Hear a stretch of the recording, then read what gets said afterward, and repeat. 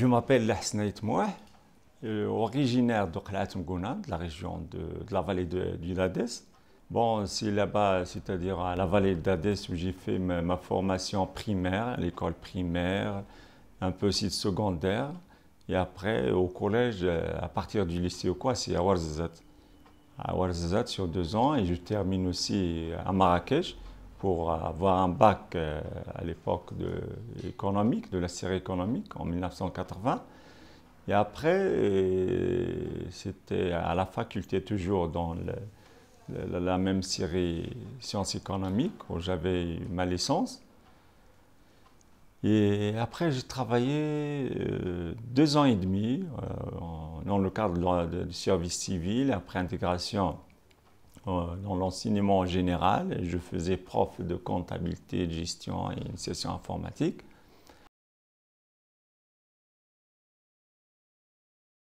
Je travaillais en même temps l'autre fois au lycée Al Jadida.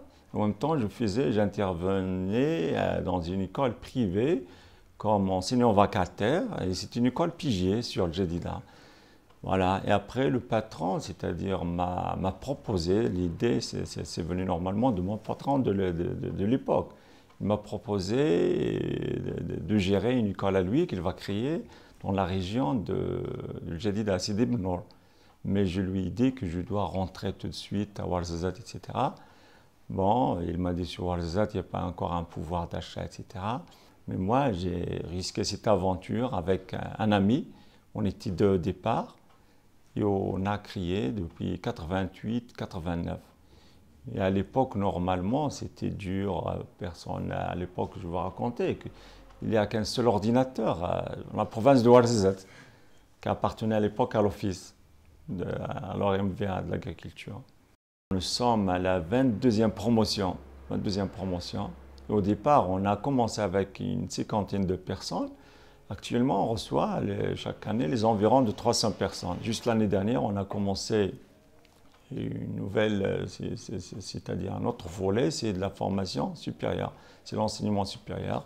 On a lancé l'année dernière une première promotion de la licence professionnelle européenne. Et c'était bien réussi. Et cette année, on espère, c'est-à-dire lancer un niveau encore supérieur sur le master européen.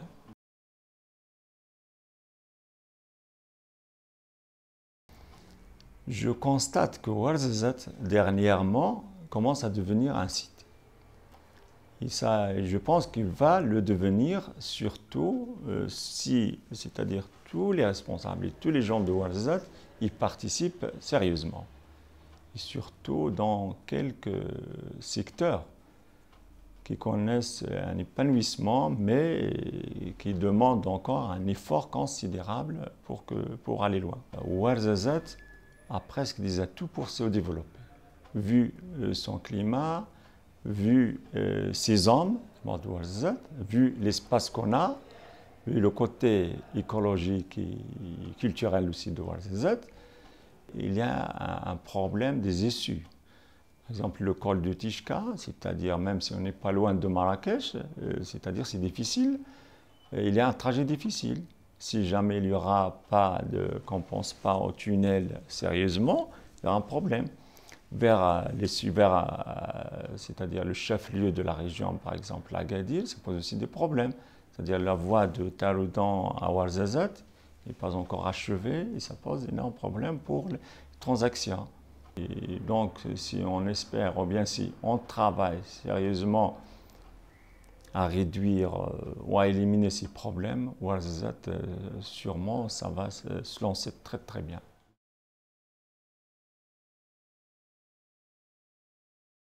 Il y a un problème en ce qui concerne les représentants de Ouarzazate.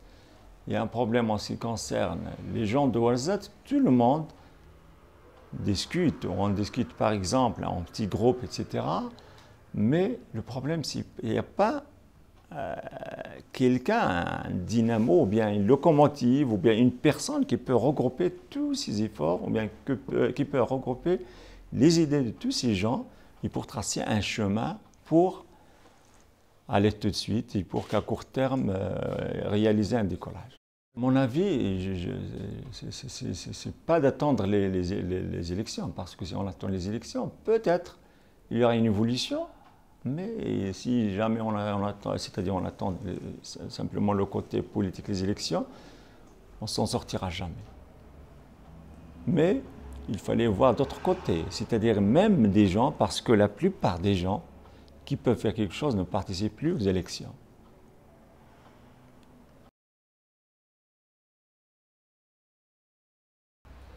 Et normalement, ça doit l'être, parce que si, c'est-à-dire avec le projet de la régionalisation, etc., si nous sommes avec ces villes ou bien ces provinces dont on parle actuellement, bon, de mon point de vue, c'est Ouarzazate qui est censé être le chef-lieu de la région. Vu les infrastructures déjà existantes, il pourrait jouer ce rôle. Toute notre société, il y a des associations civiles, il y a des classes politiques à Ouarzazate, mais qui ne se comprennent pas, qui ont un problème de regroupement d'idées sur un seul intérêt que vous dites pour jouer cette carte essentielle.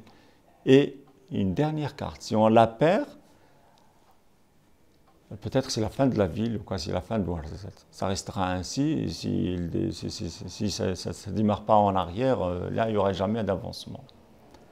Mais c'est le moment où on doit penser, on doit peut-être, je ne sais pas, faire une association ou bien une réunion, ou bien une table ronde, ou bien un forum avec un seul point unique, c'est de défendre Ouarzazate à devenir chef-lieu de la prochaine région.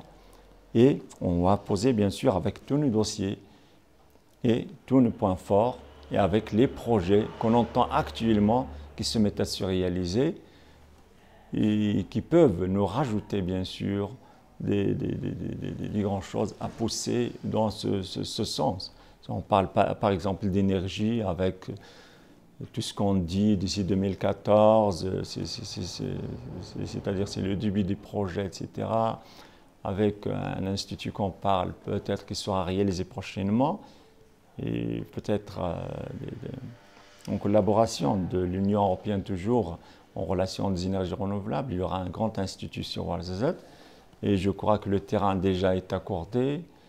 On parle aussi d'un grand hôpital des différentes spécialités.